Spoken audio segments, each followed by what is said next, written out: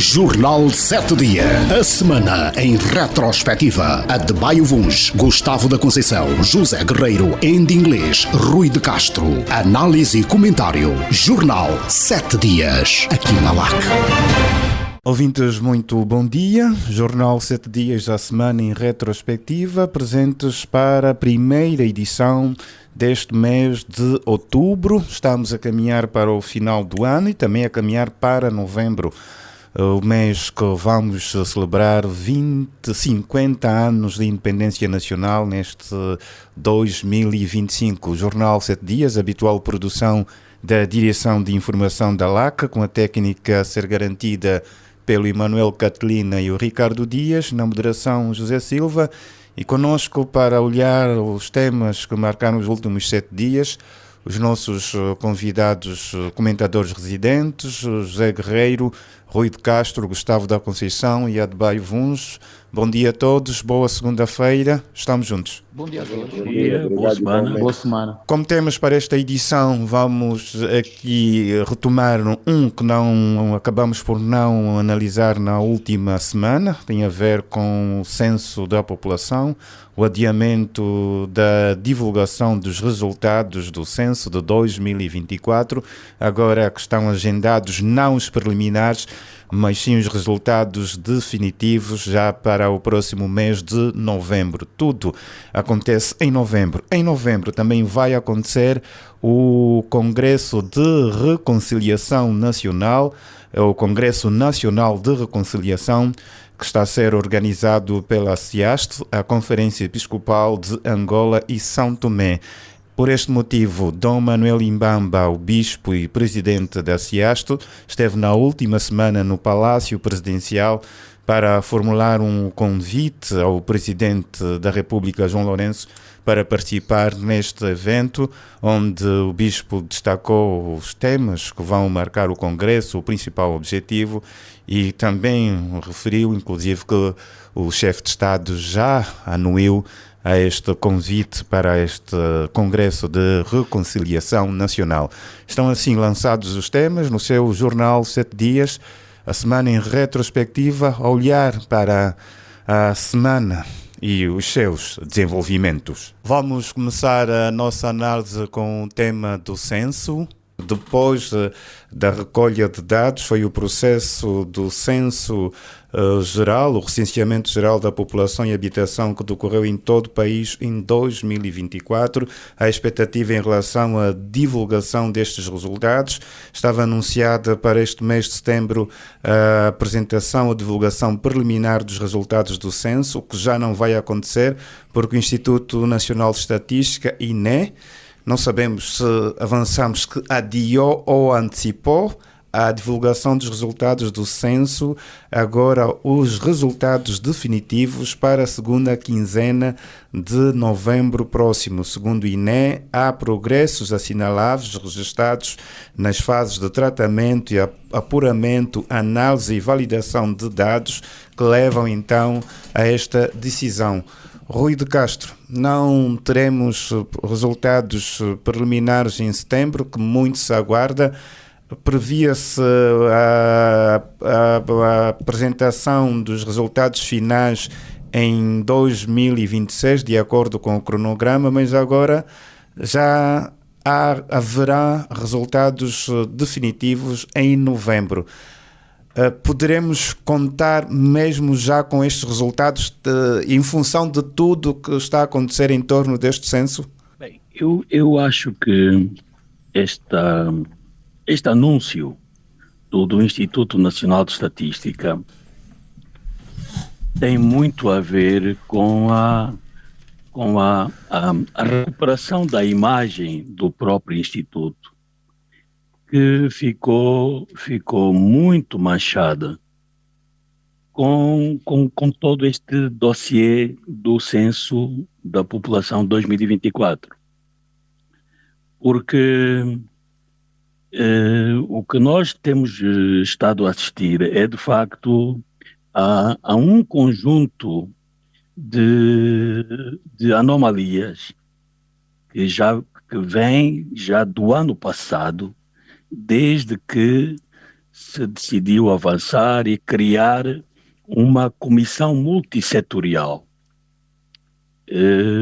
integrada por vários ministros e coordenada pelo Ministro de Estado para a Casa Militar. E então, desde o início, que nós fomos notando que, primeiro, houve uma fraca campanha de comunicação em torno deste tema e da sensibilização e mobilização da população para o recenseamento. Depois foi a questão da formação, o próprio recrutamento dos agentes do censo teve várias polémicas por falta de transparência e a formação não foi a melhor, sobretudo no que diz respeito à utilização dos tablets. Tablets estes que também se constituíram em problema por não estarem na quantidade necessária, e isto no meio de um conjunto de outros problemas logísticos, com falta de meios de transporte, por aí. E depois já no quadro do próprio censo, da atividade em si, estava marcado por uma data, depois foi adiado, depois iniciou o censo e houve muitas queixas de vários cidadãos que notaram, foi o meu caso também, que foram colocados selos nas portas das casas, mas até hoje não houve uma entrevista.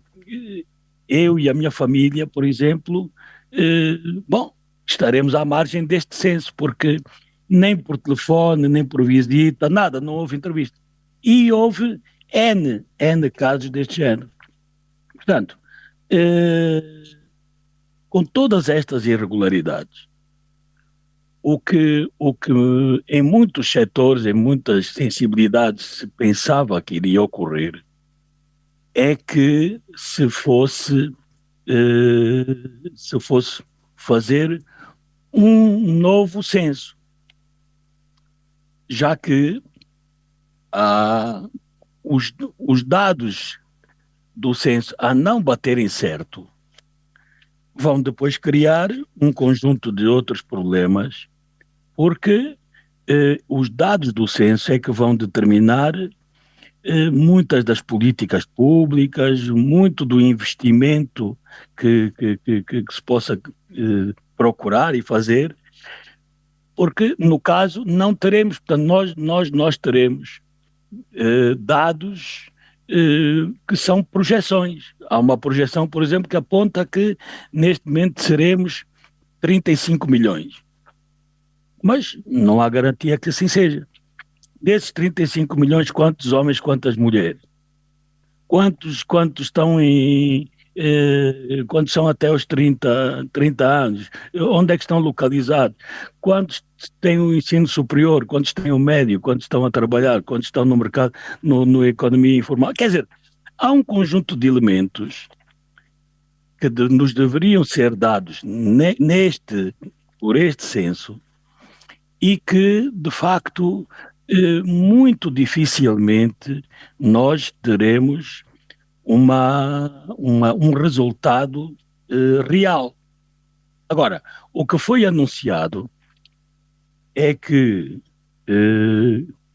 conforme aconteceu em 2014, primeiro houve a apresentação de resultados provisórios.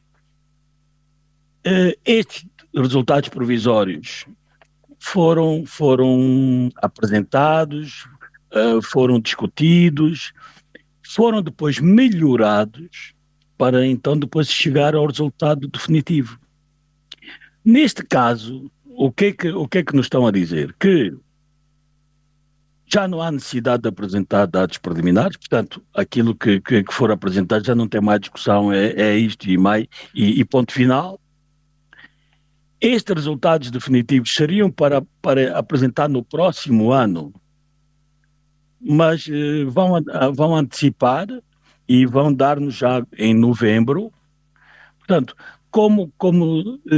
isto informado de uma forma, de forma a que nos dê a sensação de que, afinal, houve um trabalho aturado, melhoramos os mecanismos de avaliação, foram feitas as inferências e todos os tratamentos estatísticos e recorremos à inteligência artificial, usamos o satélite e então já não precisamos dos dados serem dados em 2026, vamos dá-los imediatamente agora. Portanto, uma grande cerimónia produzida por aquela entidade que agora está em todos os eventos, não é? Mas depois, a grande constatação, ou a infeliz constatação, é que muitos serão aqueles dados que possivelmente não irão bater certo. Obrigado, Rui de Castro. Gustavo da Conceição, é preciso fechar este processo Censo 2024? Sim, é preciso fechar e tenho que concordar com os meus colegas que a tentativa de fechar por chave de ouro ficou gorada. O censo populacional é um processo que deve acontecer em momentos certos, com uma metodologia clara e correta e, sobretudo, com um cronograma de ações cuja calendarização deve ser respeitada ao rigor. E nós, nesse exercício, não tivemos isso desde o início. E quando pensávamos que íamos ter isso com a normalidade que esperávamos, ter os resultados preliminares primeiro e depois apurarmos os definitivos, o que me quer parecer é que, não tendo o INE capacidade para dar em tempo útil os resultados preliminares, dá um salto e tenta antecipar os resultados definitivos. Sabemos todos dos problemas que tivemos nas diferentes fases da construção deste processo, sua criação, o recrutamento, a formação, a distribuição dos equipamentos, a saída das pessoas, as greves por meio. E, portanto, quando nós pensávamos que agora na fase final pudéssemos cumprir o calendário com tranquilidade, ainda viemos com essa alteração, o que de facto pode indiciar ou pode descredibilizar mais o processo e por isso, enfim, o que eu espero que não aconteça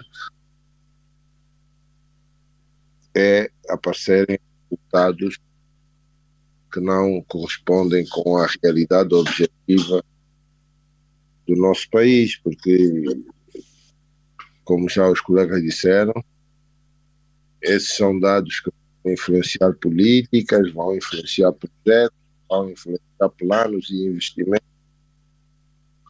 E, portanto, devíamos fazer um esforço de ter este processo mais transparente possível. Estou expectante em relação à publicação dos dados. Vou esperar até novembro. Ouvimos então a opinião do Gustavo da Conceição, ainda sobre esta temática. Vamos também ouvir o Adebayo Vuns.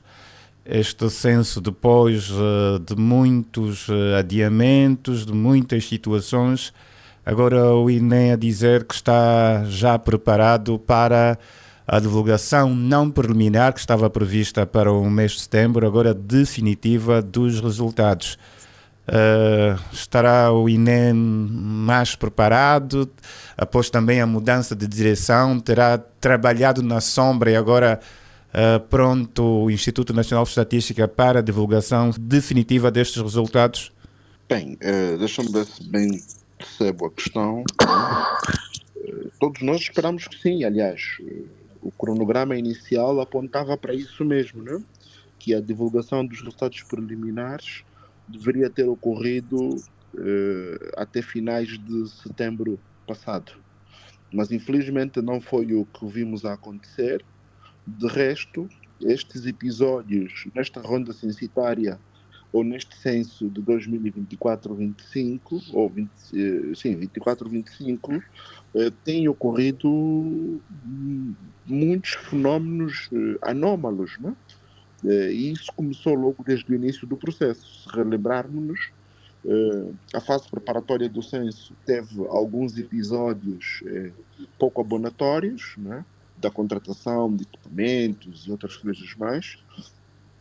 Depois tivemos o início do censo, que chegou mesmo a ser adiado uma vez.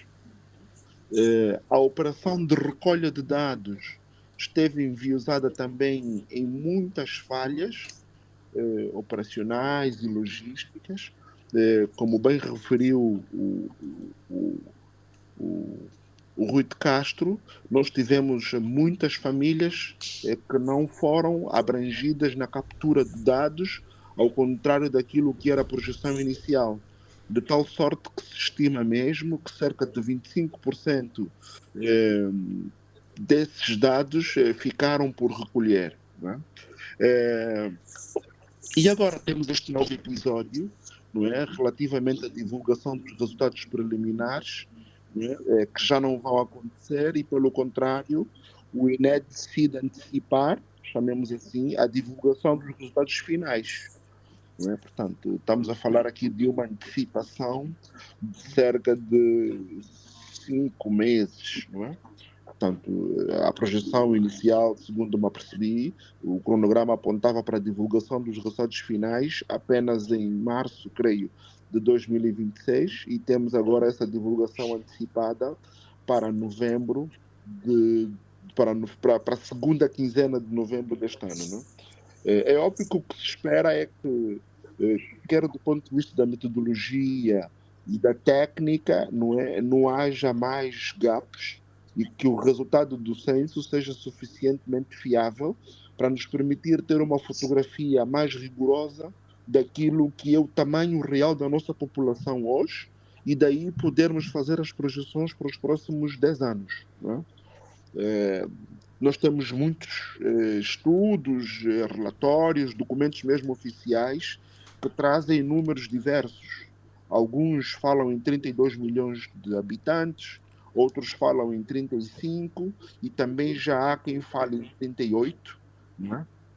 E não só entidades angolanas, até organizações internacionais, como o Banco Mundial, as Nações Unidas, o PNUD e outros, trazem números que são diversos, não é? Ou são divergentes, e portanto precisamos ter uma noção real de qual é o tamanho da população hoje, e isso não será lugar comum, mas isso tem impacto naquilo que é o desenho das políticas públicas, não é? E no impacto daquilo que são daquilo que é a vida real da população, o posicionamento da população no território, e daqui, de resto, devemos inferir mesmo, não é, a necessidade urgente que há de falarmos em política de população, que há de falarmos em controle do crescimento demográfico, não é? Porque, ao contrário do que muitas pessoas consideram, nós estamos em risco de, ao invés de vivermos um dividendo demográfico, o nosso tamanho da população vir a constituir um empecilho para o nosso próprio desenvolvimento.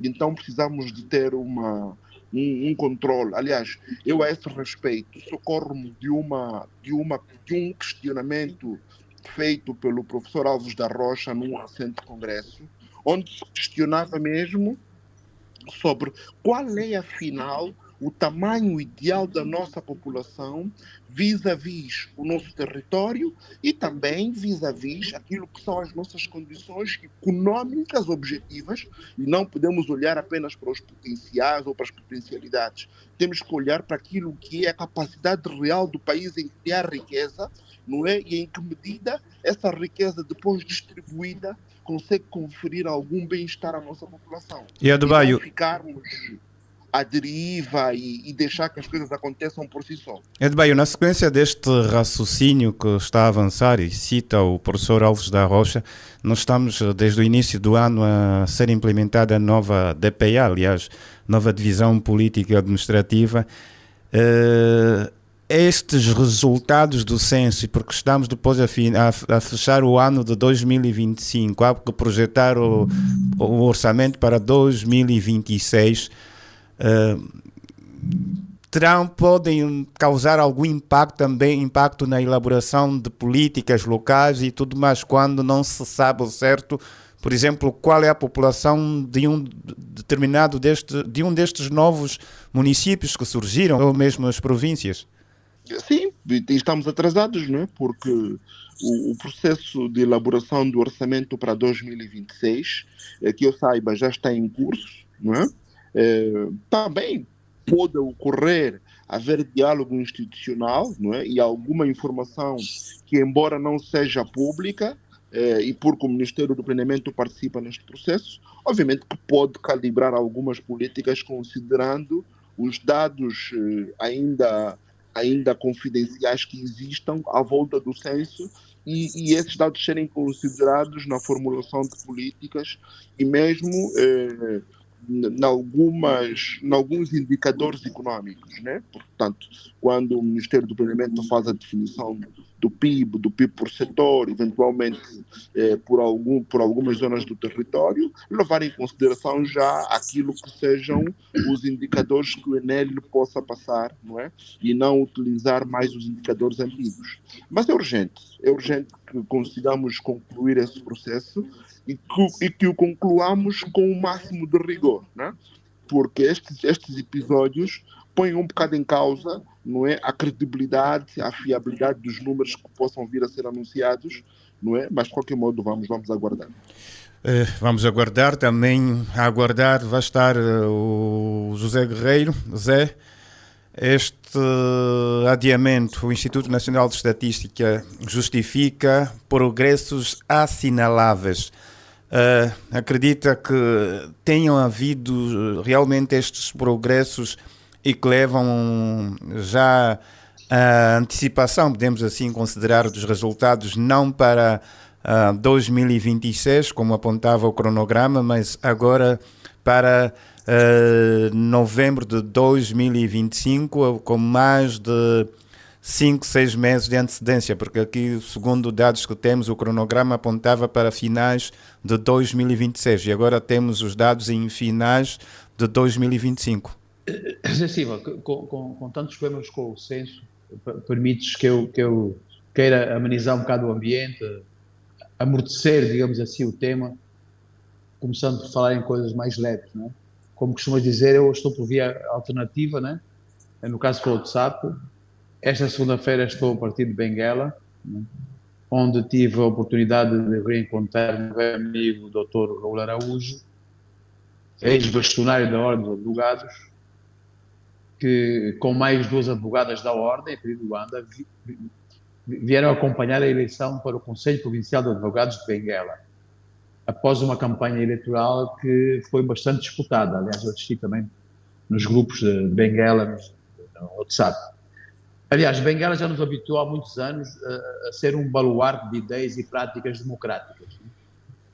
Eu felicito a doutora Nilza Correia, que foi eleita presidente do Conselho Provincial de Benguela, da Ordem, e refira-se à primeira mulher que assume uma alta função na Ordem de Advogados.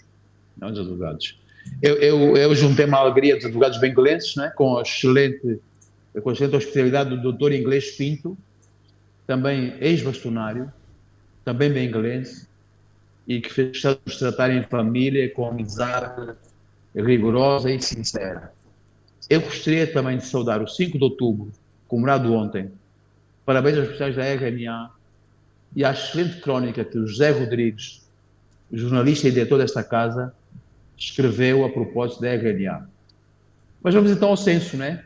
Com tudo que os camaradas, os colegas referiram, acho que pouco mais haverá a acrescentar.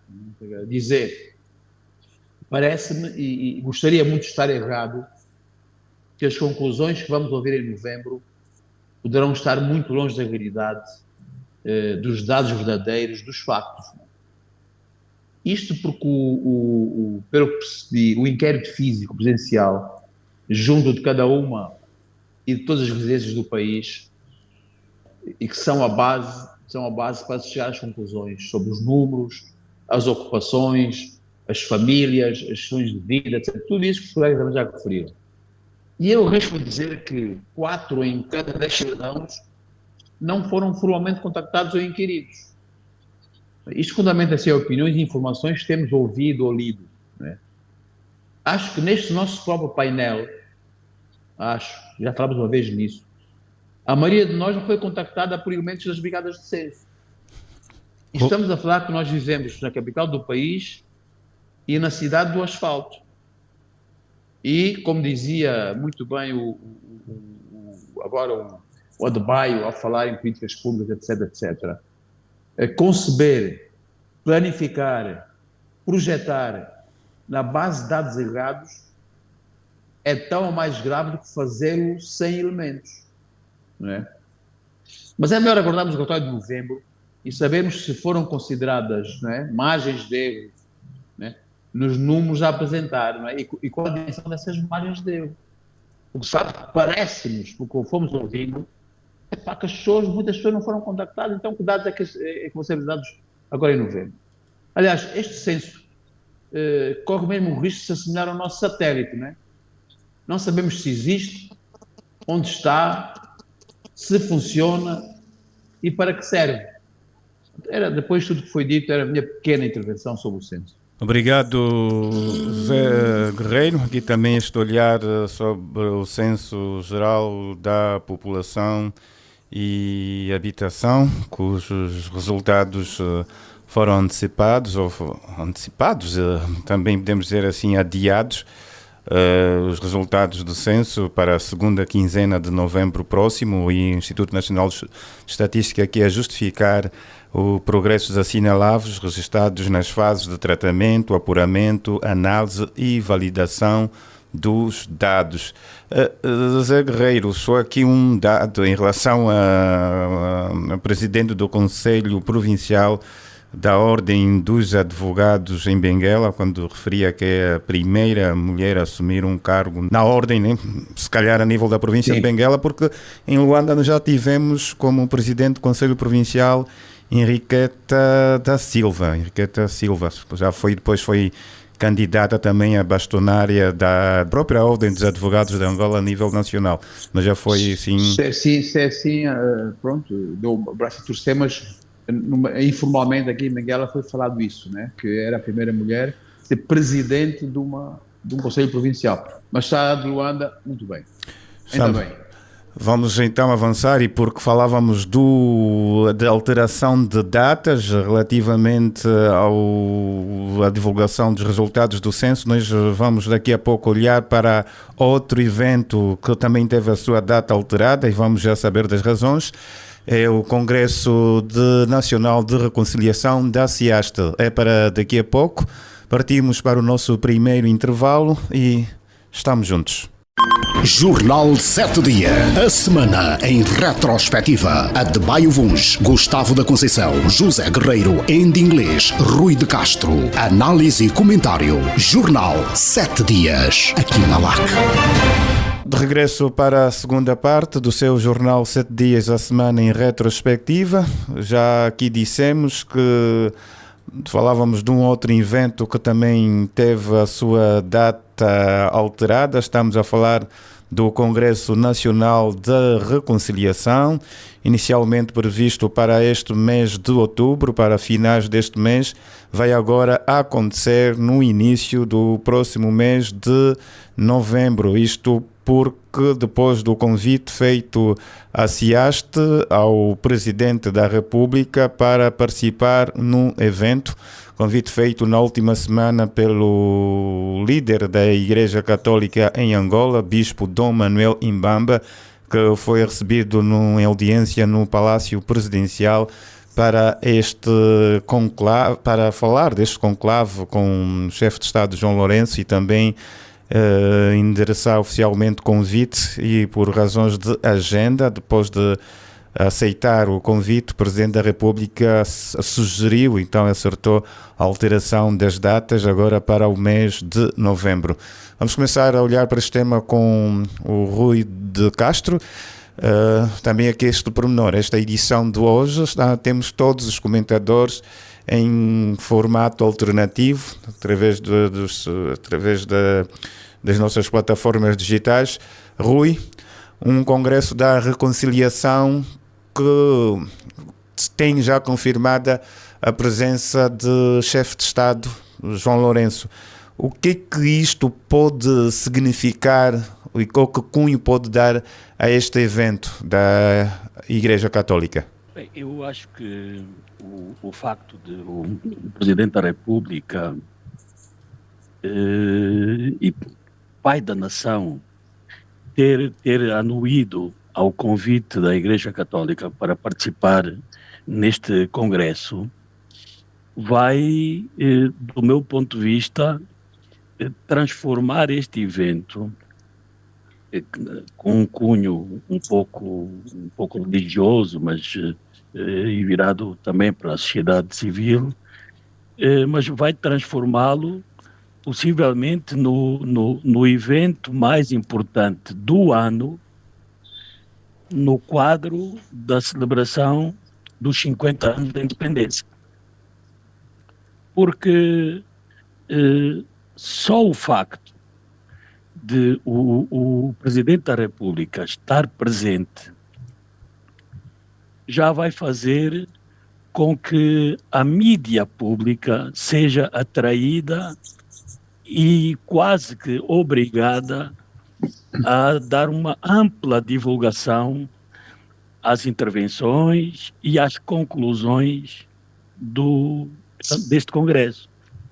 E já agora, o meu repto iria também para que todo o Congresso fosse transmitido em direto, quer pela televisão, como pelos canais da Rádio Nacional de Angola, que têm um alcance maior, portanto, em onda curta.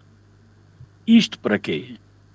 Para permitir que, efetivamente, esta ampla jornada de análise, de reflexão e de identificação de saídas para a consolidação da nação, para o bem-estar dos cidadãos, para o reencontro até dos angolanos, não fique circunscrito a uma sala, espero que não seja uma tenda, e que de facto as pessoas tenham, pelo menos, já que não poderão participar diretamente, pelo menos tenham esta possibilidade de escutar concidadãos que, preocupados com o futuro do nosso país, estarão durante algum tempo, não sei se um dia, 2 dias, mas estarão preocupados e a apresentar ideias para que nós todos possamos ter uma vida melhor. É que nós, neste período dos 50 anos, tivemos nesta análise da paz e da reconciliação, tivemos dois momentos que poderiam ter dado a oportunidade de nos encontrarmos significativamente melhor. O primeiro deles foi o 4 de abril de 2002, em que finalmente terminou a guerra e se alcançou a paz militar. Com um gesto considerado de magnanimidade, o então presidente José Eduardo Santos travou aquela que poderia ser a aniquilação de não só da ala militar, mas eventualmente até política da UNITA, o que permitiu a que esse partido depois fizesse a sua reconfiguração, a sua revisão interna, enfim, e esteja hoje já com os melhores resultados eleitorais que se assistiu desde que Angola é independente e, sobretudo, desde que entramos no multipartidarismo. E depois, em maio de 2021, há um outro momento que tem até passado um pouco despercebido. É que, nessa altura, o presidente João Lourenço pediu desculpas públicas em nome do governo pelas mortes e a distribuição no pós-independência, e naquela altura apelava por uma nova página da nossa história, como se fosse um fogo novo para um novo país, exortando os cidadãos a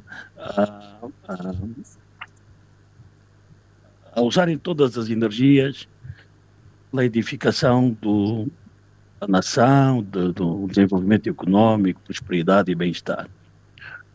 Ora, fruto desta comunicação, dever-se-iam ter dado passos mais significativos para que a paz social também começasse a ser alcançada. E também a unidade e a reconciliação nacional. Foi criada uma entidade que é a Civicop, mas os resultados da intervenção desta Civicop infelizmente não têm sido os mais desejados, por razões que, se tivermos tempo, depois poderei abordar um pouco mais à frente, mas o certo é que é uma entidade que deve ser reformulada e, do meu ponto de vista, deve ser inclusive identificada uma personalidade consensual para dirigir esta comissão.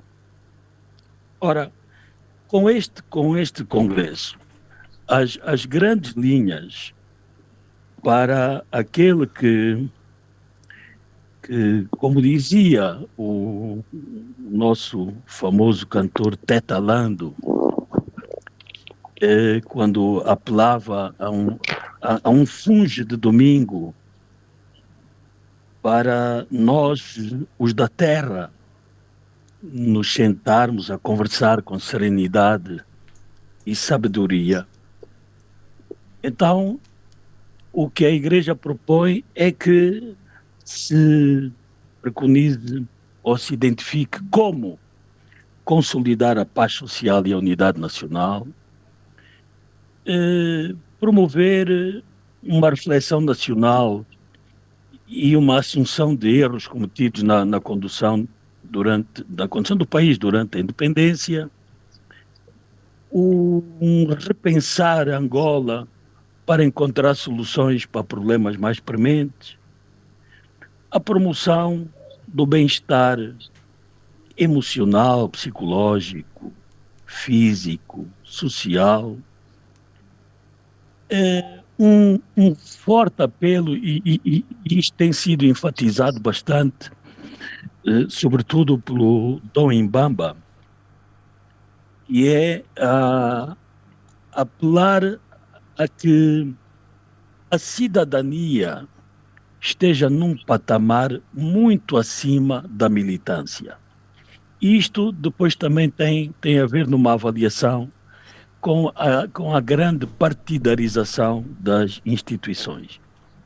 E ainda a restauração de valores cívicos, morais e patrióticos para criarmos uma sociedade com um convívio mais harmonioso e de desenvolvimento efetivo. Portanto, estes são as grandes linhas de força para discussão no Congresso. É claro que vão surgir, como é evidente, análises muito acaloradas, porque tudo isto só será possível se efetivamente nós corrigirmos questões de base. E questões de base que têm a ver logo com a pobreza, a fome, a falta de diálogo e de inclusão política, as falhas nos serviços de assistência social, a falta de justiça e também no domínio dos direitos humanos. Exato, Rui de Castro, obrigado por este olhar, e realmente toca nestes pontos e que também têm sido várias vezes trazidos ou de forma recorrente pela própria ciasta, que são a questão do combate à pobreza, as questões sociais. O próprio Dom Manuel Imbamba dizer que é preciso que temos uma independência e a paz que não deve e que deve significar o bem-estar integral, emocional, psicológico, físico, social e cultural e também cívico dos cidadãos.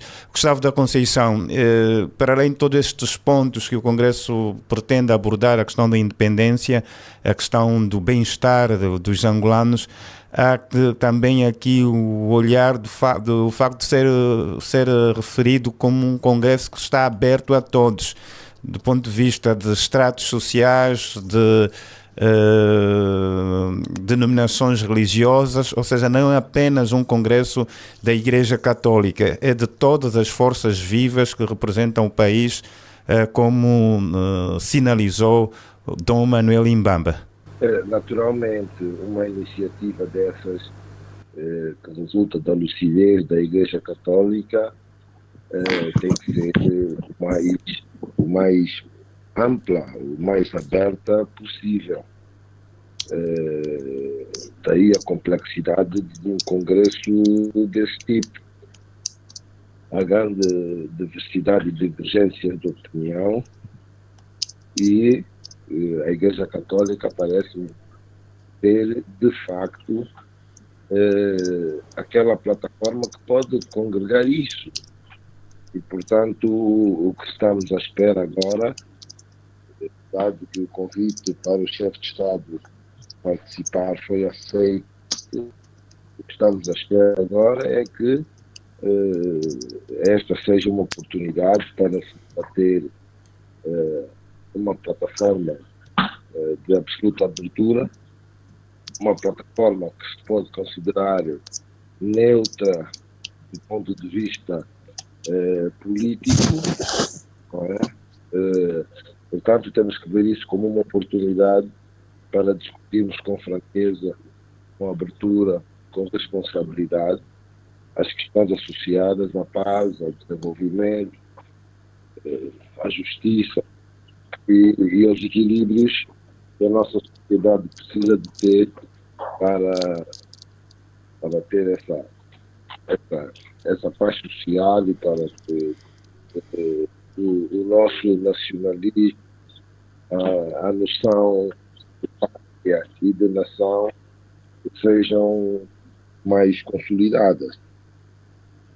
Eu acho que ao reunir diferentes perspectivas da vida nacional, a Igreja Católica terá aqui uma oportunidade, e repito, tem que haver uma condução deste Congresso, uma condução eficaz, para que ele não, enfim, de certa forma, não resulte numa anarquia que não interessa ao país.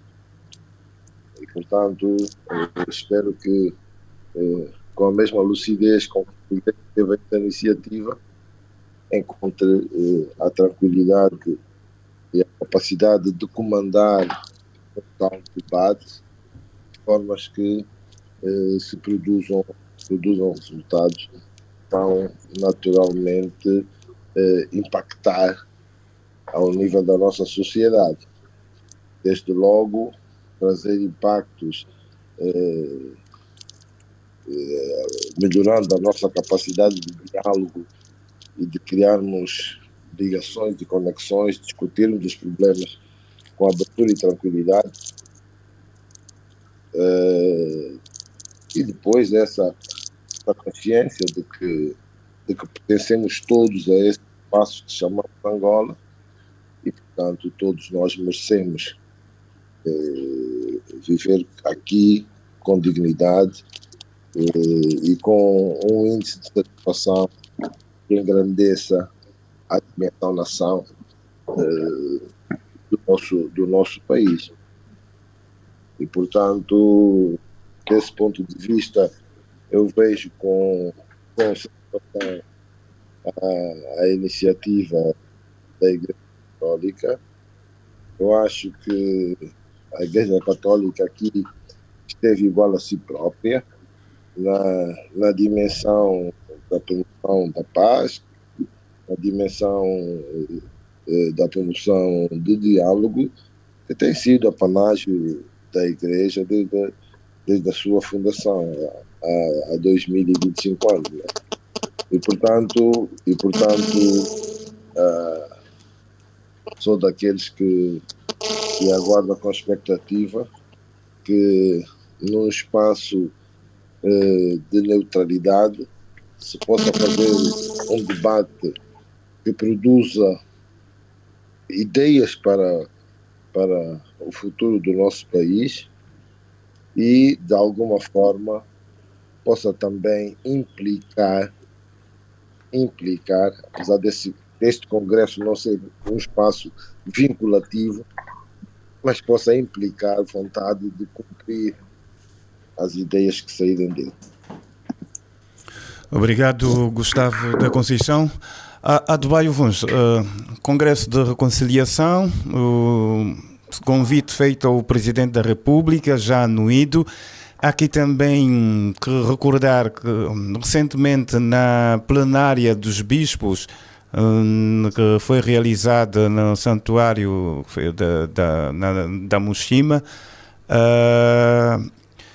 na missa de celebração, de encerramento, foi feita também a homilia, ao mesmo tempo de lançamento deste congresso, onde tivemos a presença dos presidentes da UNITA, de Alberto Costa Júnior, também do para já se servir Angola, Abel Chivucovuco, para além de outras figuras, e que julgamos que também já a estas personalidades foram endereçados convites para estarem presentes no Congresso, onde também agora está confirmada a presença do Presidente da República. Este aspecto por si só, de juntar estas figuras políticas, sendo o Presidente da República também Presidente do MPLA, o Partido do Poder, também é um sinal a princípio deste processo de reconciliação e de congregação, de estarem estas figuras num mesmo espaço a discutir ou a abordar a reconciliação nacional?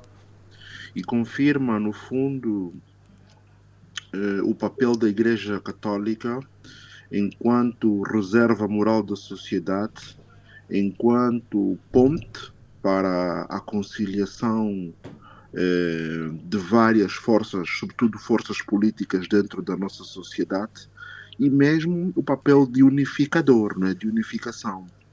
E, portanto, é de louvar, em primeiro lugar, não só o convite dirigido ao Presidente da República, mas também o facto deste ter já anuído a participação neste congresso, que é de resto, pronto, eu não diria, como dizia o Rui, que é o momento mais alto do ano, mas é um momento importante, não é? Em que teremos efetivamente as forças sociais, políticas, os movimentos religiosos, não é? Eu não diria aqui tanto o setor econômico, mas pelo menos a dimensão política e social, ou se quisermos mais especificamente religiosa do país, poderão participar neste Congresso Nacional da CIAST sobre a reconciliação nacional e então discutir temas profundos, não é? Porque nós hoje estamos aqui parece-me que o país está a viver um dilema, não é? Da sua fase de desenvolvimento, e é necessário que efetivamente haja aqui mais inclusão, não é? E haja mais participação. E se abandone, embora se perceba a relevância, mas se abandone a perspectiva da polarização política persistente, não é? Nós temos todos de convir e, sobretudo, os representantes, quer do MPLA, quer da UNITA, não é, precisam de perceber que Angola é muito mais do que estas duas forças políticas, não é? E sob esse ponto de vista, então, precisamos de continuar a emitir sinais que nos façam, em definitivo, com alguma suavidade, com alguma serenidade e tranquilidade, libertarmos-nos dos traumas históricos da nossa guerra, não é? E é importante, dizia o Congresso sobre esse ponto de vista. Mas também colocam-se outros desafios, não é? E nós temos problemas sérios do ponto de vista da desigualdade social, não é? Problemas sérios do ponto de vista da percepção de um elemento que eu considero fundamental na doutrina social da Igreja, que tem a ver com a noção do bem comum, não é?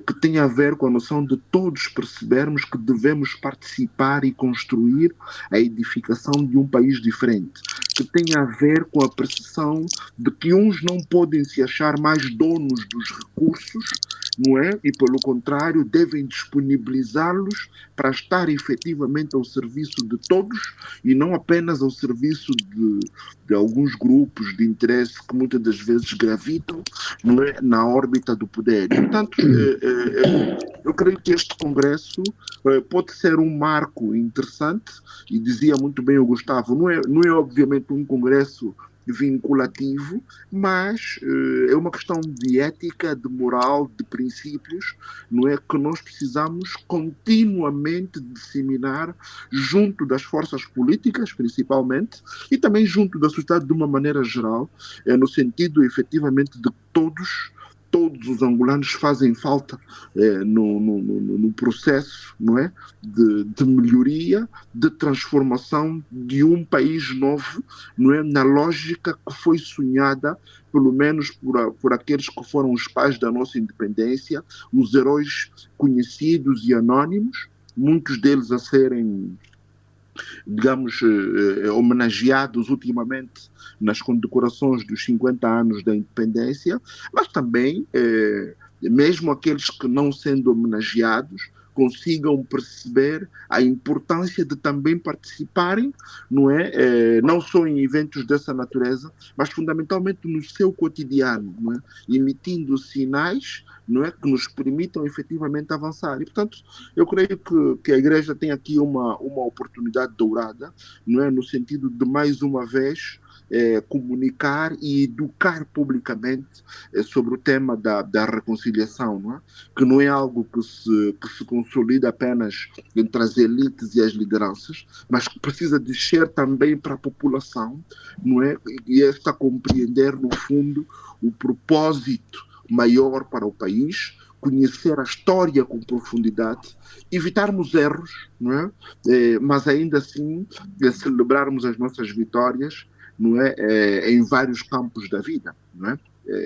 Nós habituamos-nos aqui muitas das vezes a olhar apenas para o desporto, não é? Mas há outras dimensões da vida em que precisamos celebrar a vitória dos angolanos que se afirmam no mundo, que se afirmam mesmo dentro de nós, não é? E que muitas das vezes essas vitórias precisam de servir de elan como eu ia dizer, de elan para a mobilização, né? Se funcionar como um móvel que nos aglutina a todos. Aliás, nessa esteira, por exemplo, eu escrevi recentemente um artigo em que defendia, por exemplo, a possibilidade de Angola concorrer à organização das Jornadas Mundial da Juventude, eu creio que de 29 ou de 2030, não é? Usando aqui a grande festa que pode se tornar a abertura da Basílica do Santuário da Moshima, não é? E também a nossa identidade religiosa, a nossa ligação histórica, secular ao catolicismo, não é? E portanto, colocarmos aqui uma dimensão da doutrina social no nosso dia a dia, não é? Fazendo-nos respirar mais a paz, mais a reconciliação, com gestos para lá dos congressos, dos seminários, mas com gestos efetivos no nosso cotidiano, do ponto de vista daquilo que é a reconciliação, abandonando, como digo sempre, a lógica pura da polarização apenas.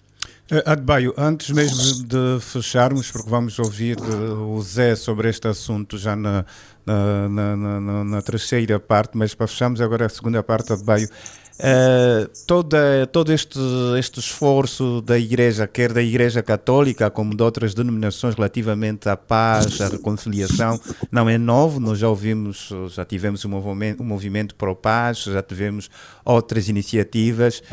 A Igreja continua a fazer os seus apelos. De alguma forma tem sido pouco ouvida, quer pelos políticos, mas de uma maneira geral pela sociedade, porque o que vamos notando é esta crispação política, sentimos isso, mas também entre os cidadãos, se calhar mais agressividade entre nós, as pessoas estão menos sensíveis, menos reconciliadas, menos amor ao próximo, vai-se perdendo isso, ou seja, apesar dos apelos, apesar da presença da Igreja, e hoje até fala-se na presença de mais denominações religiosas, algumas consideradas inclusive seitas, mas este espírito de reconciliador vai faltando entre nós, pelo menos é o que se ouve. Nós precisamos perceber que o discurso e as ações em torno da paz, da generosidade, da bondade, da moral, não é? Precisam ser permanentes, não é? E ainda mais quando sabemos que as pessoas acabam por estar ciclicamente, não é? É verdade, a nossa economia tem aqui alguns ciclos que têm depois repercussões do ponto de vista social, não é? E é fundamental que este discurso, não é, no fundo, que este compromisso com a paz, e aqui é um compromisso de todos, repito, não apenas das lideranças, mas é fundamentalmente da população e pode emanar da população, inclusive, para as lideranças, no sentido destas seguirem aqueles que são os bons exemplos e as boas práticas que vêm da própria sociedade. Então isto precisa estar no nosso cotidiano. E neste sentido é importante, não é? Que todas as vozes sejam ouvidas, não é? Que todas as vozes consigam encontrar o seu espaço próprio, desde as comunidades cristãs e religiosas, desde a juventude, não é? Desde as mulheres, outros grupos marginalizados socialmente, não é? Desde aquelas pessoas que sofreram ainda de forma muito direta os efeitos do conflito, não é? Quem de nós fez o acompanhamento psicológico das populações que viveram mais diretamente esses traumas e esses problemas, não é?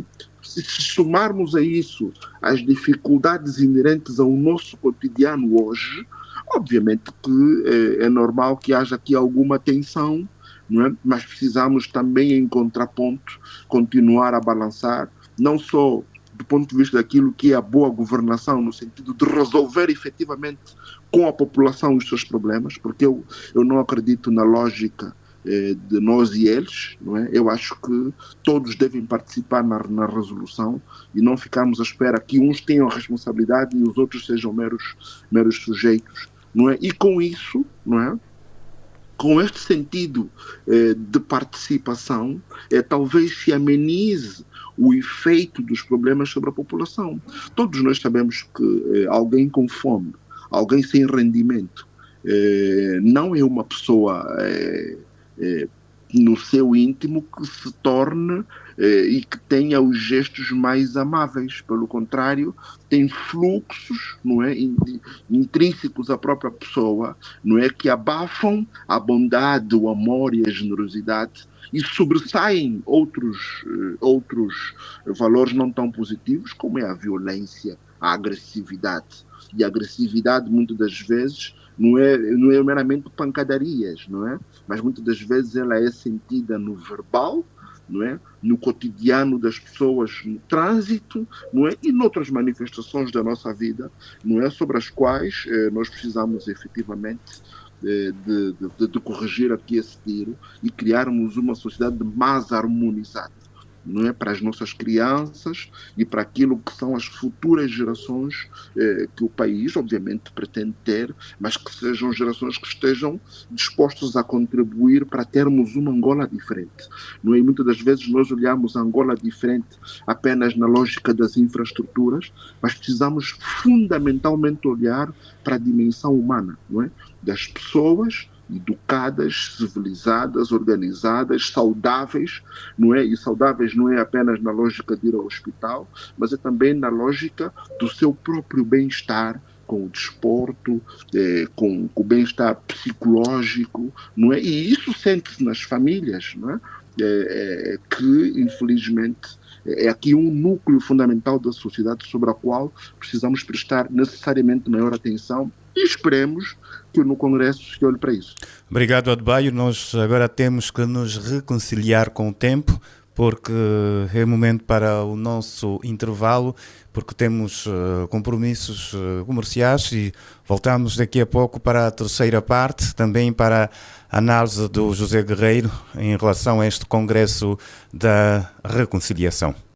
Jornal 7 Dias. A semana em retrospectiva. Adebayo Vuns, Gustavo da Conceição, José Guerreiro, Andy Inglês, Rui de Castro. Análise e comentário. Jornal 7 Dias. Aqui na LAC. Estamos de regresso para a terceira parte do Jornal 7 Dias, a semana em retrospectiva.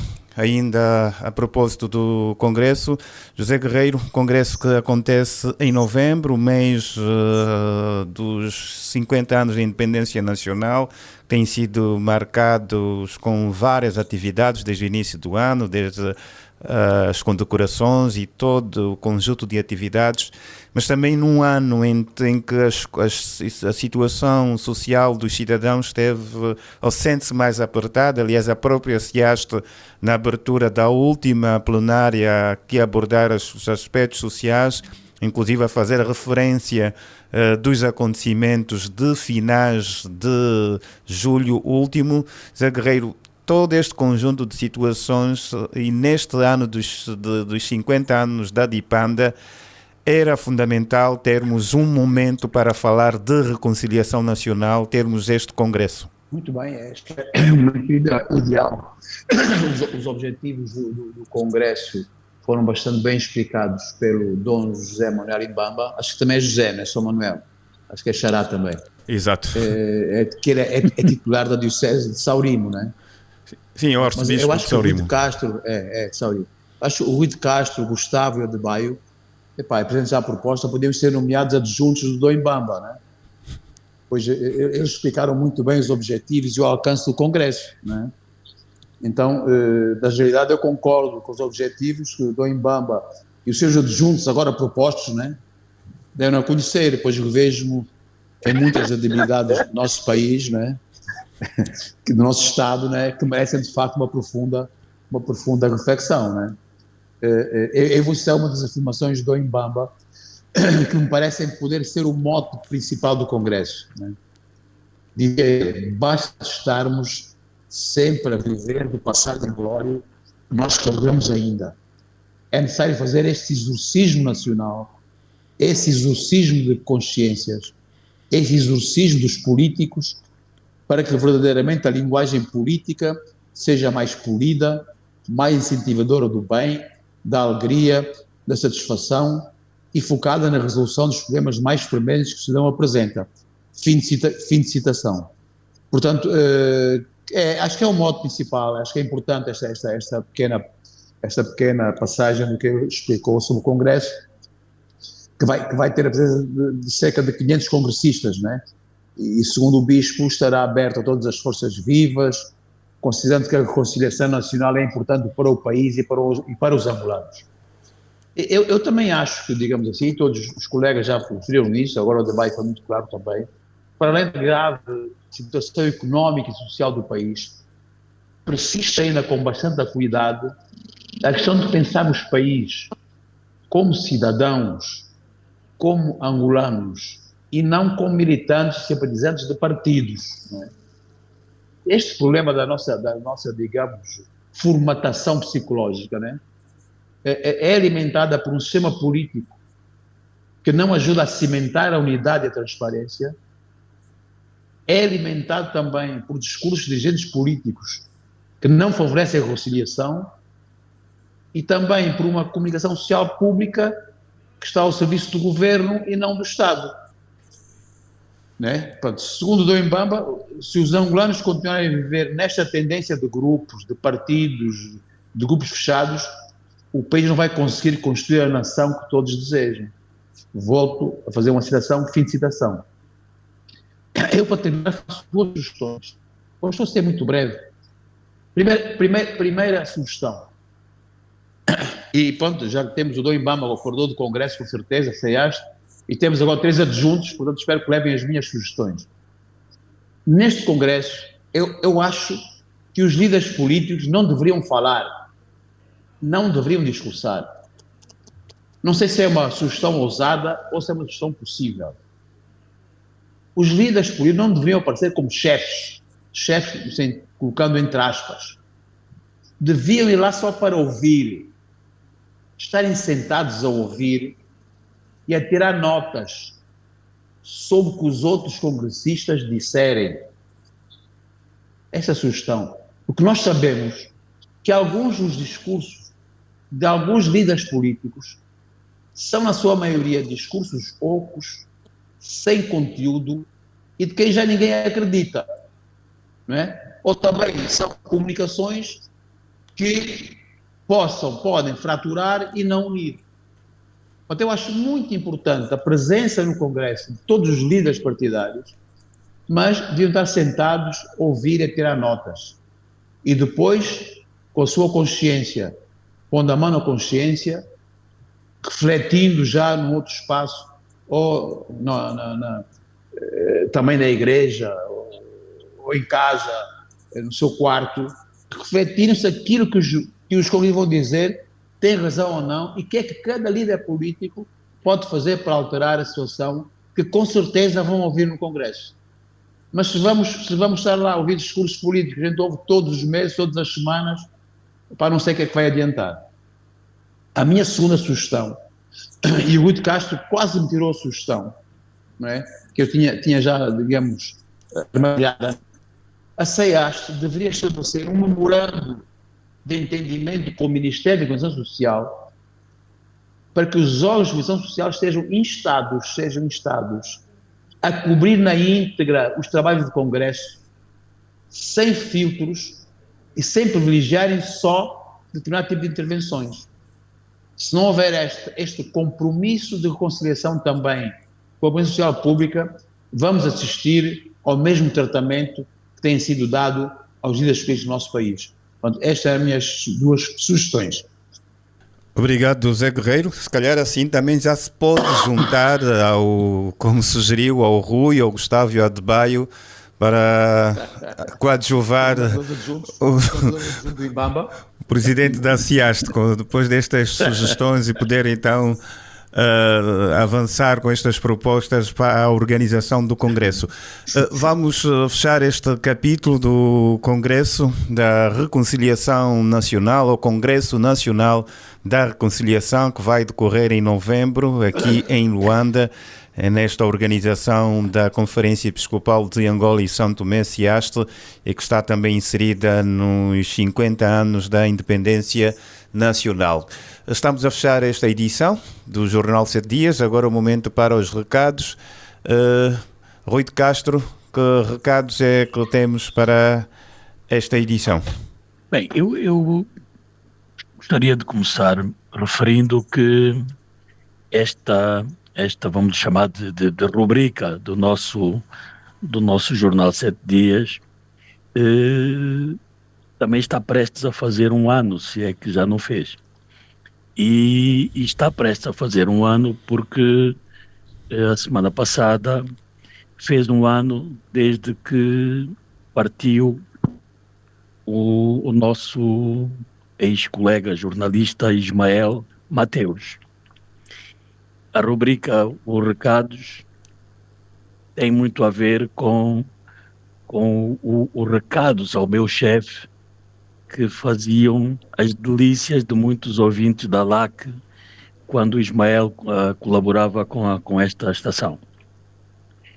Entretanto, também tivemos ontem a celebração do 5 de outubro, o Dia da Rádio Nacional, que é não só a mãe de todas as rádios de Angola e a verdadeira companheira daqueles cidadãos do designado país real, onde a televisão não chega, a internet é desconhecida, e então o fiel companheiro é um rádio que, sem energia elétrica, lá vai dando umas notícias e alguma música para entreter o cidadão que está lá nas profundezas do nosso país.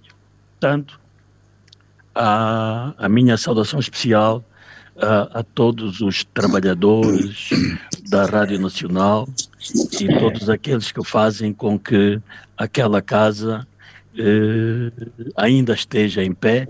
Parece estar com alguns problemas das infraestruturas, mas que melhores tempos venham. O segundo aspecto tem a ver com alguns dados relacionados com receitas e despesas do Estado. Isto já foi abordado recentemente, mas nunca é demais mencionar que, em termos de arrecadação do Tesouro Nacional, em 2024, a entidade que mais contribuiu para as receitas do Estado foi o Standard Bank, com 21 milhões de dólares, seguida da Indiama, com 19 milhões, o Porto de Luanda, com 8 milhões, e a ENSA, com 2 milhões de dólares. Em contrapartida, nas despesas, os gastos com viaturas subiram para o triplo em 2024. De 8 milhões passamos, ou melhor, o Estado gastou 25 milhões de dólares na compra de viaturas, e aqui quem está no top dos gastos em viaturas é a Sonangol. Por último, não sei se vou roubar este recado ao Gustavo, espero bem que não, mas tem a ver com o facto de que a seleção de Angola que esteve na Geórgia no Mundial de MMA arrecadou 11 medalhas para o país, sendo que há 3 novos campeões mundiais angolanos. A Wilana Maria Kitoko é mesmo bicampeã mundial, ou seja, renovou o seu título. A Iana Shelemba e o Milfa Nicolau também se consagraram campeões mundiais nas suas categorias.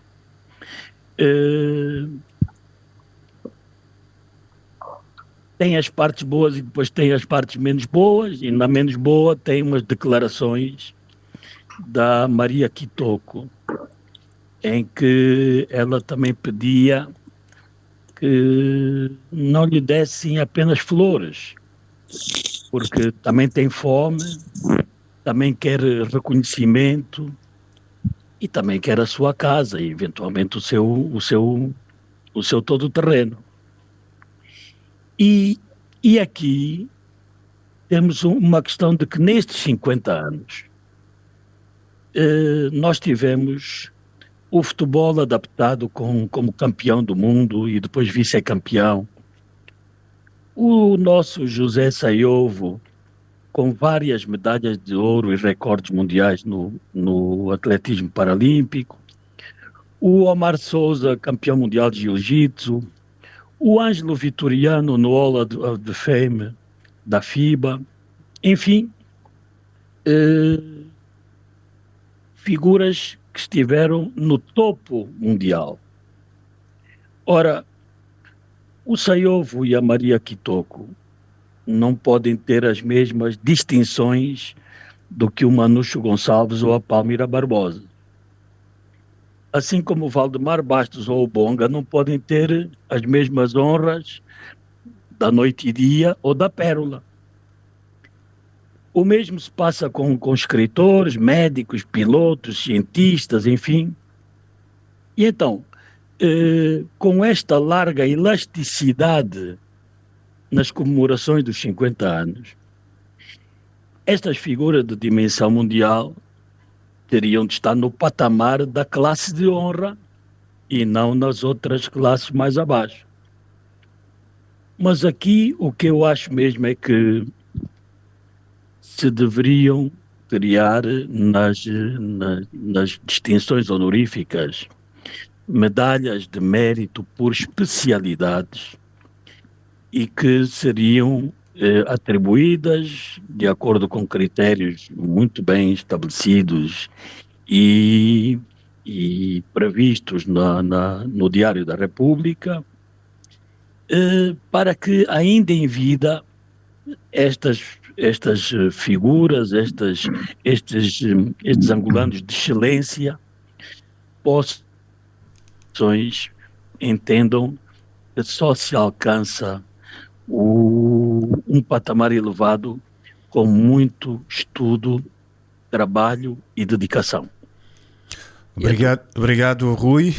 Gustavo da Conceição, penso que foi um passe do Rui de Castro, já com o seu recado a tocar no desporto. É pelo desporto que também vai começar os recados, Gustavo? Posso começar por aí. Posso começar por aí, saudando o facto do Sr. Presidente da República, neste fim de semana, ter inaugurado uma das principais instalações esportivas do país, o Centro Saiovo, no Bengo. Uma infraestrutura com um campo de futebol, uma pista de atletismo, 2 quadras de ténis, 2 pavilhões multiuso, enfim, áreas de restauração e de alojamento para cerca de 200 50 pessoas e com uma área de expansão interessante para se tornar aquilo um verdadeiro centro de estágio e também uma área de competições e, indo mais longe, um polo de desenvolvimento da área do Bengo, porque é preciso levar para lá as atividades comerciais, é preciso, enfim, fazer crescer a volta daquela infraestrutura vida e, portanto, saúdo com muita satisfação, orgulho até pelo equipamento, pela tecnologia aplicada e, portanto, sim aquela que me parece que era a infraestrutura que faltava para a melhor preparação dos nossos atletas, em particular, nada para isso, os nossos atletas paralímpicos, onde, como sabemos, temos, e aqui ligo-me ao recado do Rui para criar uma diferença que é fundamental, onde temos aquele que é o maior ícone desportivo do nosso país. Saiovo não deve ser confundido com mais ninguém. Saiovo tem medalhas olímpicas, tem campeonatos do mundo e tinha recordes mundiais na sua época, e recordes mundiais e olímpicos. Portanto, Saiovo não pode ser comparado com mais ninguém ao nosso nível, ao nível digamos assim, do universo desportivo do país. Não vou naturalmente entrar pelos valores, porque tenho mais 2 recados e naturalmente compreendo aquilo que são, neste momento, os apuros de tempo, como se diz, que temos, e eu quero tocar nestes 2 recados. Um é para dizer que, sim, no âmbito dos 50 anos, temos estado a fazer muitas coisas, mas é fundamental não nos esquecermos de onde viemos e como é que essa história toda, que agora vai fazer 50 anos, começou. E por isso o meu recado vai para todos os interessados, todos os amigos, as autoridades locais, as autoridades provinciais, as autoridades nacionais que tiverem a ver com isso, para que deem uma olhada ao Centro Histórico 4 de Fevereiro, no Cazenga.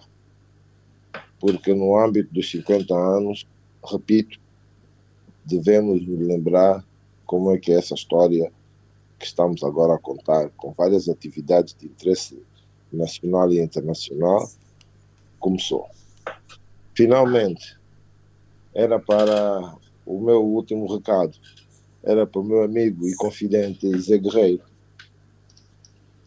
para lhe agradecer a promoção que me faz, para dizer que, lamentavelmente, não vou poder aceitar o cargo, porque o meu dia já só tem 24 horas e eu estava já de um dia de 25 horas, portanto não vou aceitar mais nenhuma responsabilidade. Agora, como amigo do Zé, também quero manifestar discordância em relação à ideia dos líderes não falarem. Porque eu defendo a ideia de que, sendo no âmbito da Igreja Católica, as pessoas que estão a participar não têm uma relação vertical, têm uma relação horizontal. Com todo o respeito pelas funções que cada um exerce, quem deve participar neste Congresso da Igreja Católica, a iniciativa da Igreja Católica, um Congresso Nacional, deve participar numa dimensão horizontal, de forma igual. Portanto, o que a Igreja deve procurar são os cidadãos que, exercendo cargos de responsabilidade, enfim, nas organizações, nas associações, nos movimentos, nos partidos políticos, etc., estão interessados em debater e as questões da paz, as questões do desenvolvimento e as questões, enfim, que possam projetar o nosso país para os próximos 50 anos. E, nesse sentido, acho que todos, de forma igual, repito bem, de forma igual, devem falar, sendo líderes ou não sendo líderes, devem ter a oportunidade de expressar o seu raciocínio com respeito, naturalmente, com respeito por cada um dos participantes, por respeito pelas regras do Congresso e por respeito pelas diferenças que nos vão unir a todos nessa iniciativa da Igreja. Obrigado, Gustavo da Conceição. Adbaio Vuns, que recados trazemos para esta edição? Bom, tenho aqui alguns. Né? O primeiro, mais uma vez, para assinalar aqui a agitação ou a animação que se assiste no mercado de capitais angolano, não é? Com a emissão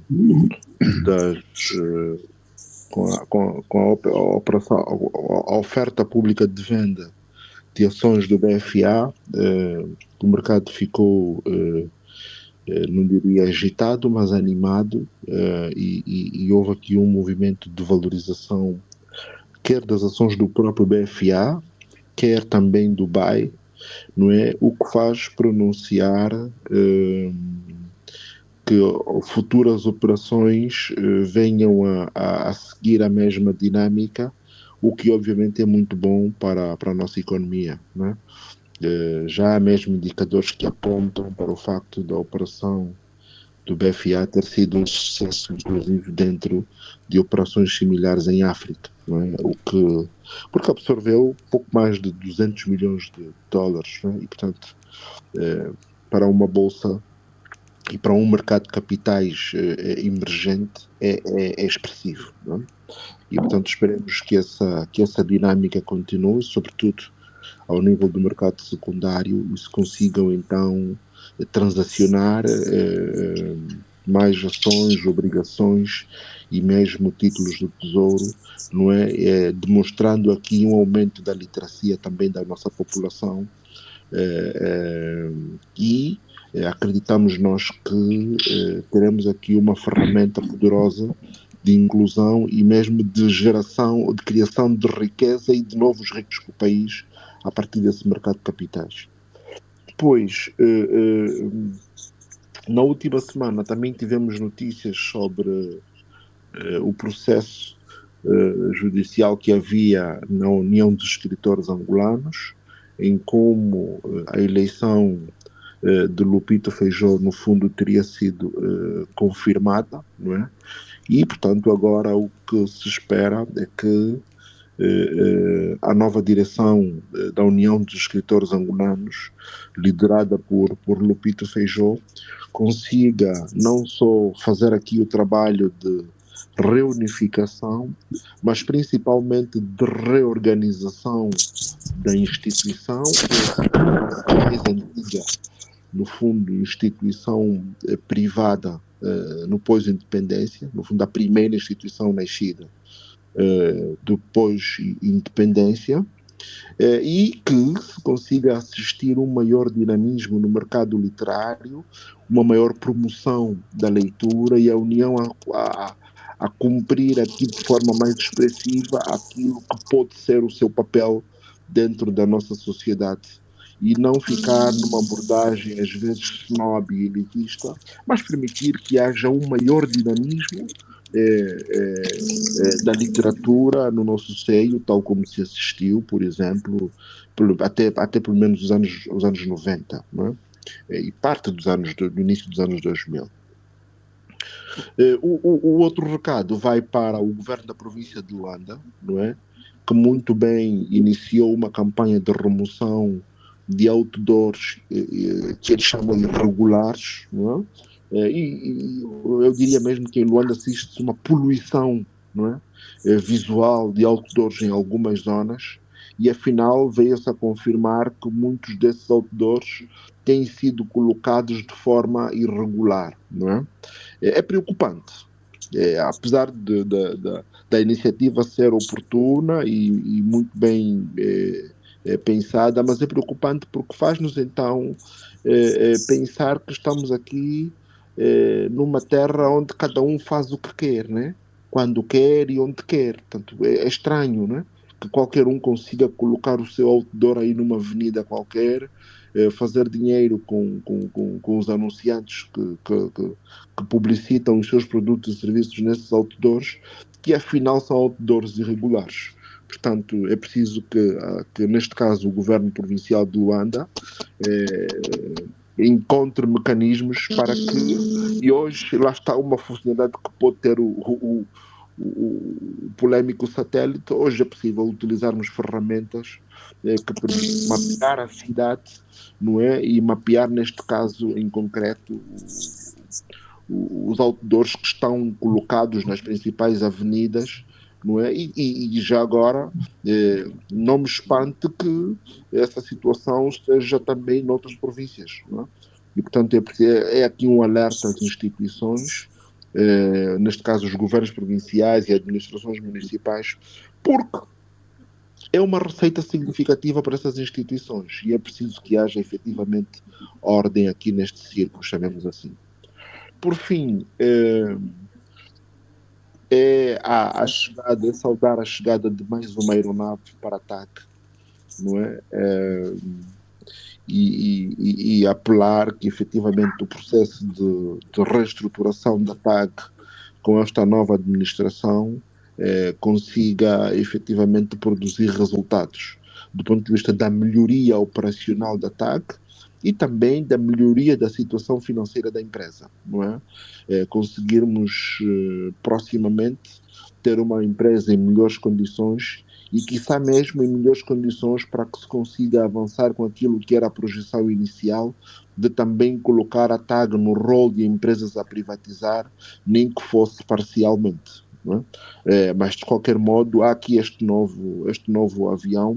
Esperemos que isso a médio, já não diria a curto, mas pelo menos a médio prazo, se consiga traduzir numa redução dos preços dos bilhetes, que esse é no fundo o tema e a preocupação maior dos cidadãos, ainda mais numa altura em que, como sabemos, muitas estradas estão numa situação de degradação preocupante, ou noutros casos de recuperação muito prolongada. De resto, foi muito interessante também o testemunho ou a crónica posta a circular da diretora aqui da LAC, da Luísa Fonsoni, em como também teria se mostrado preocupada com o estado das estradas do país, para além da experiência que todos nós aqui no painel fomos tendo e que fomos reportando, não é? Para lá do Zé Guerreiro, que vive isso ainda com mais regularidade. Portanto, creio que aqui, voltando ao tema da TAG, é importante que ela se reestruture, mas acima de tudo que a sua operação possa ser suportada com custos mais baixos e, obviamente, fazendo refletir isto no bilhete do passageiro. Obviamente que o aumento da sua frota pode ser aqui um indicador para que em escala os custos reduzam e também os preços dos bilhetes sejam favorecidos, vindo estes cá mais para baixo. Obrigado, Adebayo. E neste voo com um novo Boeing 787 da TAG, o Dreamliner, vamos escalar até Benguela com o nosso Soba Dombaca, Zé Guerreiro. A viagem não foi de Boeing, foi mesmo de carro nas estradas já conhecidas. Não haverá mais um recado para aquilo que considera... Já estou a bater muito nas estradas. Qualquer dia vamos fazer paragem, uns stops, umas operações stop, e não sei o que pode acontecer. Hoje não vou falar das estradas. A diretora Luísa Fonsoni já falou, agora falou de Baio. Vamos esperar que de facto as coisas melhorem. E como venho fazendo desde há algumas semanas, eu vou começar por dar mais visibilidade nos recados a factos ou crimes ou eventos que aconteceram, no sentido de chamar a atenção para que tipo de sociedade nós estamos a criar e para levar a que todos possamos pôr a mão na consciência sobre o comportamento humano e o nosso futuro. Aqui vamos então. Só numa semana, o INAC registrou mais 600 denúncias de violência contra crianças. 600 numa semana. Um hospital de campanha Lunda Norte, com capacidade de internamento de cerca de 200 pacientes, foi completamente vandalizado por um grupo de miliantes. Um jovem foi detido em Maquela do Zombo por abuso sexual a uma anciã de 90 anos. 90 anos. No Cacoaco, o pai espancou a filha de 9 anos até à morte, alegando que ela lhe ficou com 18 mil kwanzas. Para esta semana são estes, para pormos a mão na consciência. Outro recado, em Benguela, uma delegação de alto nível do Secretariado do Biro Político do MPLA foi visitar a província de Benguela para acompanhamento e auscultação, né? Esse é o termo que normalmente se usa, né? Falando em termos gerais, vou falar em termos gerais, por favor, não me interpretem mal, eu nunca estive bem de acordo com o formato de algumas destas visitas, porque quase sempre consolidam e demonstram mais uma estratégia de partido-Estado e de sobreposição das funções de um partido com as funções de Estado. Ou seja, de manhã vemos um governador vestido de vermelho e preto em reuniões e comícios partidários e à tarde vemos a mesma pessoa a tentar vender problemas de água e de luz. Eu não sei como é que os cidadãos de outros partidos se veem nesse governador. Volto a dizer que estou a falar em termos gerais. Bom, mas adiante. Isso tem a ver com o sistema político e com a reforma do sistema político. Essa reforma que, na minha opinião, se exige para alterar o rumo que bem se encontra. Agora sim, voltando agora a Benguela, ali falava em termos gerais, numa das iniciativas desse programa, a delegação do MPLA, integrada pelo senhor governador, incluído, né, todos devidamente equipados de vermelho e preto, reuniram com os empresários do MPLA. Outro erro. O MPLA, como todos os outros partidos, deve preocupar-se com os empresários angolanos, de qualquer cor política. Embora mesmo assim eu não acredito que os empresários angolanos priorizem nas suas ações os gostos partidários. Nessa reunião, a delegação dos camaradas confrontou fortes críticas sobre o desenvolvimento da política económica do governo, nomeadamente com as dívidas, os quilates, alguns antigos e persistentes que o governo tem para com os empresários, que estão a fazer ficar sufocados. E acho que não é só um problema da província de Benguela. E referiam eu nessa reunião, em comparação com os gastos desnecessários e inexplicáveis. Nomeadamente foi focada nessa reunião as despesas com a deslocação à Angola da seleção de futebol da Argentina. Segundo consta, porque eu já não sou empresário, depois não estive lá, a delegação do MPLA parece que ficou muda e calada. E por falar na seleção da Argentina, o meu último recado, parece que há pessoas que tratam os cidadãos por parvos, por atrasados mentais, por boelos, né? Como diz a voz popular. Né? Depois de meses em que a vinda da seleção da Argentina à Angola está a provocar muitas críticas, né? E por parte de uma grande franja da opinião pública, onde me incluo, não tem problema em dizer, onde me incluo, aliás, já manifestei publicamente a minha discordância com a vinda da seleção da Argentina, e essa franja da população considero uma despesa desnecessária e incompreensível nesta fase difícil que o país atravessa, alguém se lembrou de contornar o cerne da questão e arranjar uma explicação. Volto a dizer, arranjar uma explicação. Afinal, quem vai pagar os 90 minutos de futebol são empresários. Parece que são 3 empresários. Eles é que vão dar os milhões. É evidente que este recado foi mandado dar, né? Como se fosse possível que empresários a sério fossem torrar milhões de dólares sem qualquer retorno. Não é? Está-se mesmo a ver que isto é um arranjinho, não é? Para ter somos o verdadeiro dono do problema, que hoje é. Por isso eu pedi, aguardamos que sejam divulgados os nomes desses empresários e estejamos atentos no próximo período de prestação de contas deste exercício, se estas despesas vão estar espelhadas nos relatórios de contas destas empresas e devidamente auditadas. para podermos tirar tudo a limpo, para ver se nos estão ou não a tratar como buelos. E já agora, não é? Eu ofereço-me também para emprestar a minha conta, vou enviar o meu IBAN, emprestar a minha conta, dizia, para que parte dos milhões transite também para essa minha conta, para pagar a operação. Pode ser que eu fique com uns trocos. Assim seremos 3 e não seremos 4 e 3 empregados. Boa semana a todos.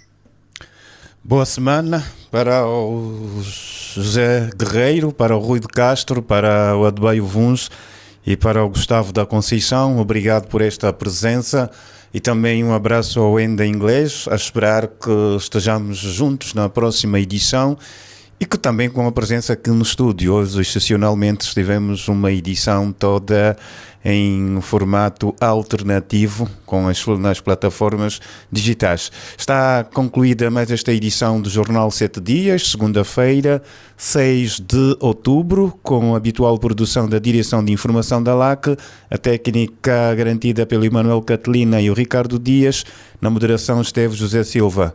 Bom dia a todos, obrigado pela presença e estamos juntos na próxima semana. Jornal 7 Dias. A semana em retrospectiva. Adebayo Vuns, Gustavo da Conceição, José Guerreiro, Enda Inglês, Rui de Castro. Análise e comentário. Jornal 7 Dias. Aqui na LAC.